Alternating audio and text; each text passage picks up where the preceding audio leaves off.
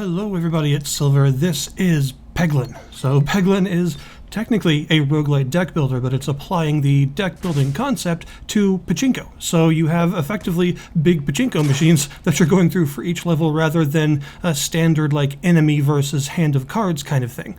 It starts out pretty simple, but it adds a lot of extra moving parts to the formula as you go through a run, and it actually ends up becoming quite difficult in my opinion. But the way that it works is every encounter with enemies will have a specific board, and these boards are not randomly generated, they are hand designed, and different enemy types have different boards related to them, usually kind of thematically shaped depending on what you're fighting. Like if you're fighting a bunch of knights, the board might be shaped like a big shield or something like that. And all these shapes will be made out of pegs, and these pegs will bounce the ball that you have all through them, and the damage that you do at the end of the bounce, which happens as soon as the ball reaches the very bottom of the board, that is determined by the number of bounces that you do. So you want to go down these patterns, hitting as many pegs as you can to up the damage more and more until it finally goes through and hits the enemy. There are several different types of pegs that a board could be made from. The standard ones are like clear bubbles, and they just simply give a base amount of damage determined by the ball that you're dropping at the time. There are also some pegs that will have gold coins in them that you'll get whenever you bounce the ball off of them the first time, and you'll use gold for a lot of stuff. You actually really need it, so you want to get as many of these as you can as well. There will also be a couple of yellow exclamation marks, and these are crit pegs. As soon as you hit one of these, the damage that you're dealing will change to the crit number on each ball, a second number that is much, much higher than the base damage, and for some balls is actually the only way to really deal much damage with them at all. There's also a couple of green R reload pegs. These will refresh the whole board because you can only hit each peg once usually, and then it'll disappear, and any future balls will just drop right through that area, so you need to reload the board on a regular basis to make sure you have a whole bunch of stuff to bounce around on. It's like impossible to talk about this game without a lot of very strange jokes happening in your head because of all the balls and everything, but we're just going to go with it. Speaking of balls, the main deck building element in the game are the balls themselves. You'll start with just a couple of boulders, which have a basic small amount of damage. They're reliable, but nothing fancy. And you'll also have one dagger, which has very low damage, but its crit is much, much higher than the boulders by default. Well, actually, technically they're pebbles. Boulders are a completely different ball. But as you complete levels, you'll get choices between different balls that you can add to your, I guess, deck. But you do need money for this, unlike in a lot of deck builders where you get, say, 3 cards after a match, and then you have the choice of one of those for free. In this case, you actually have to pay money in between combats in a sort of post-combat little shop thing that allows you to add different balls to your hand. And there are also a couple of other options, like the ability to upgrade them, because every ball can be upgraded to tier 3, and you can also heal yourself a small amount in between matches as well. But you can only heal yourself once, and every time you purchase a ball or use an upgrade, the next one will be more expensive, so you can only do it a certain number of times in between matches, depending on the number of those gold pegs you hit, and then at the end of the next combat, it'll be refreshed with all new stuff and the base default prices again, and you just keep doing this until you have a nice array of stuff added to your deck, and you have kind of a good strategy emerging. And this is where the real complexity and difficulty of the game comes in, is creating this nice strategy, a build of sorts, entirely composed of these balls, and being able to use them successfully against all sorts of different board shapes and enemy types and things in order to actually progress. Every ball you choose will have both a base damage value and a crit value, as well as some extra stuff in its description that it does. Pretty much no ball in this game, except for the starting pebbles, is just a basic damage dealing ball that does nothing else. Pretty much all of them do something or have some sort of extra effect to them that makes them good for certain builds and not necessarily for others. A lot of this comes in the form of things like these status effects. There are several buffs and debuffs in this game, and they're all named after like puns, sort of ball puns. So rather than say shield or armor, you have bulwark, which protects you from damage equal to the amount that the number of buff stacks you have of it. So, you know, like 10 stacks of it will protect you from 10 damage. And you've also got, say, instead of poison, you've got spinfection, which does a pretty good amount of damage every turn and counts down. And there are, of course, various items that can apply these status effects, various balls that have these as benefits, but also other types of ball that can interact with these in certain ways. Like, for instance, you may get a ball that applies a certain amount of spinfection on crit, and then another ball that doubles the amount of negative status effects the enemy has, and then you want, you know, a good number of those in your deck, and you'll have a good setup where you can like just trigger a whole ton of damage over time. This variety in builds and stuff is probably the game's best point. It is the best point in the game's favor, I think, because there are so many different types of ball that you can come across, and there are so many different ways you can build because of it, and there are all sorts of other things to keep an eye on, not just those status effects. There's also stuff like self-damage balls that have very powerful effects but hurt you whenever you use them, and there are in fact other balls that trigger certain effects on self-damage, so you can build like a black mana deck from Magic the Gathering kind of that's based around damaging yourself for a whole bunch of extra benefits. There's also certain balls that are like death themed that can do things with used pegs, so they can actually hit or reactivate already activated pegs for extra benefits. There's a really dense ball that doesn't bounce very much but activates every peg it hits multiple times in a row that can get absurdly powerful depending on how you use it. There are even balls with multi-ball that actually split the first time they bounce into more balls, and if it has more than one stack of multi-ball, then those balls will split too, and it'll just keep going until you have like a Matryoshka nested ball storm with bounce and stuff everywhere. I'm a big fan of the ball lightning ball, which basically acts like chain lightning. Whenever it hits a peg, it shocks a whole bunch of pegs near that one and activates them all at the same time. Whenever you upgrade a ball, it kind of depends on what ball it is, what it does. Some upgraded balls do more damage, while some get extra benefits, and some do both. It kind of depends. Like if you get all the way up to a level 3 ball lightning ball, then it will both have some extra crit damage that's pretty significant, but also it'll chain lightning through more pegs at once to expand its area of effect, so it gets really powerful. And they all do something like this. I'm also a big fan of the Rub-Ball, which is a big pink bouncy ball that is just super bouncy, and the more you upgrade it, the bouncier it gets. There are also several that are much more difficult to make good use of. You know, some that have odd damage values or massively high crit values, but like no default damage at all. There's a couple like that.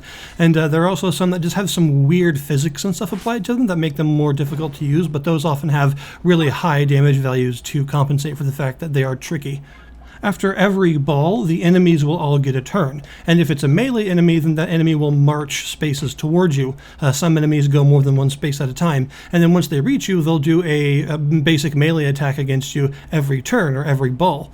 And there are also ranged enemies, of course, that can attack you from much farther away and don't need to advance. And then there are other enemies that are more of a hybrid that will attack at range and advance, and then do a much more powerful attack once they reach you. So basically you want to target enemies and get rid of them as quickly as possible so that they don't beat you up. Whenever you throw a projectile, it will hit the first enemy in line. So you can target other enemies by clicking them, but your basic projectile balls will only fly in a straight line, and they'll just hit the first thing they come into contact with and do the damage to that. However, there are some balls that actually pierce different numbers of enemies, and there's a status effect that causes balls to bleed some of their damage through to the enemy behind the enemy affected with the status, which is useful to have. And there are also several balls that don't fire projectiles, but instead their attack is actually, it's kind of like smite targeting is what it makes me want to call it, but I'm also old. So basically it's damage that hits the targeted enemy and doesn't fire a projectile, so it will directly hit whatever enemy you clicked on and bypass all the others. These are really powerful balls to have. There are several different ones, like that really dense one I mentioned earlier. That one basically summons like a black hole wherever you clicked, so it damages the enemy directly. Damage values in this game in general are very consistent. If an enemy hits you for 8 damage with its sword, then that enemy is always going to hit you for 8 damage with its sword. It's not going to change. That is the damage that it does. It's not randomized or anything. And the enemies always have the same health values as well. You know, if an enemy spawns with 50 HP, then every time that specific enemy spawns on that floor, it'll have 50 HP. I assume they did this to mitigate the randomness problem, because we are talking about Pachinko here. You don't have a skillful way to change the course of the ball once you've loosed it. You know, you can't really influence where it goes or remotely control it or anything. It just goes. It bounces wherever physics says it bounces. So this means there's always going to be a little bit of a random element to this game, and I think because of that, they wanted to make sure not to have a random element in all the other stuff. So things like health and damage values are all really consistent.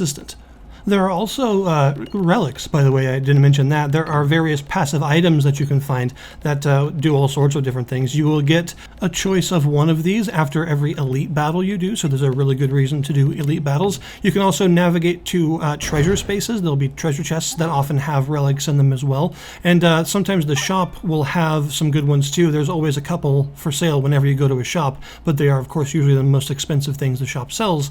And since you pay money in between battles to upgrade yourself and stuff, you don't often have anything left over for a shop unless you deliberately plan it that way. But yeah, the relics are very powerful items that tend to accentuate specific kinds of builds, so whatever you're building towards, you'll usually find several different relics that could help. And there are also some that are more like generically useful. They aren't specific to any given thing, they're just kind of useful in general, like the hammer that makes all of your damage pierce. That one's extremely nice. There are also Slay the Spire style random event spaces where you can make different choices to have various outcomes, and it will tell you what the outcomes are, which is nice.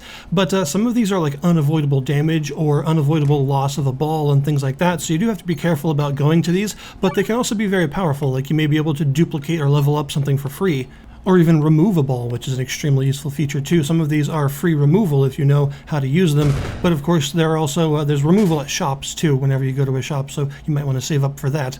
At the end of a level, after you've gone through a certain number of nodes, you will face a boss battle, and each area seems to have multiple different bosses that could potentially spawn, which is always nice for variety's sake. And the bosses have some really difficult boards that are always unique to them, and they've done a good job of making each boss have its own mechanics. So each boss will do something special. None of them are just like a big scary thing that hits you a lot. They pretty much all have some sort of gimmick to them. And this doesn't mean that you have to have a really specific build to beat them. It just means you have to make your build work against their gimmick or the gimmick of the board as effectively as you can, and it's actually pretty fun usually. Once you go through 3 areas and beat all of the bosses, then you will complete that run, and you will unlock the next Crucible level, which will start at 1, of course, if it's your first time beating all 3 bosses. But Crucible is like a challenge level, basically. Every level of Crucible does extra things to the pebbles in your inventory, as well as some other options, and adds extra difficulty. It's like a challenge mode that just makes things progressively more and more difficult. Every time you clear the previous one, you'll get the next one and be able to just challenge even harder boards and stuff as you go along, and it does get really, really hard. Overall, I've had a lot of fun with Peglin. It's a really fun game to just sort of unwind with, you know, when you don't want to get involved in anything more time-consuming, but you still want something that's going to make you think a little bit. It's really good for that. It's a really good unwindy game, I think. There's the only real complaint that I have about the game, honestly, is that once you get that hammer I mentioned that allows your damage to pierce enemies for the first time, you'll find that it sort of feels like the game should always work like this. And then once you start another run without that hammer, it'll feel like something is wrong. Whenever you get this thing for the first time, it'll change how you see the game's mechanics, and it'll start to feel like damage piercing is something that should always be enabled no matter what, because it just makes the game feel a lot better as a result, and it doesn't actually make the game easier necessarily.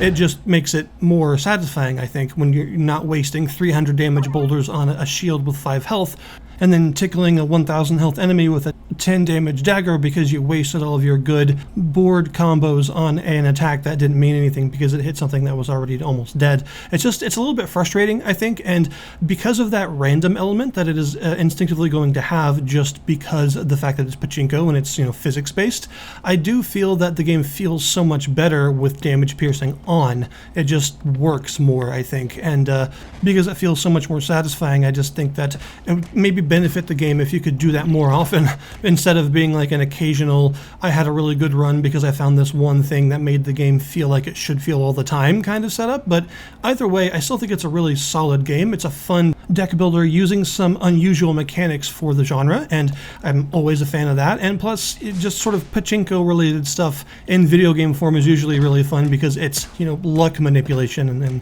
making things that are random less random by messing with the values and having fun physics on your balls and stuff like that. It's a pretty cool idea, and I think it's really well done, and the time that it's spent in early access served it extremely well. It's come out a very polished and complete product with a ton of variety to it. So I'll link you in the description below this video to the Steam store page for Peglin if you wish to check it out yourselves. Thank you guys very much for watching, and I'll see you next time.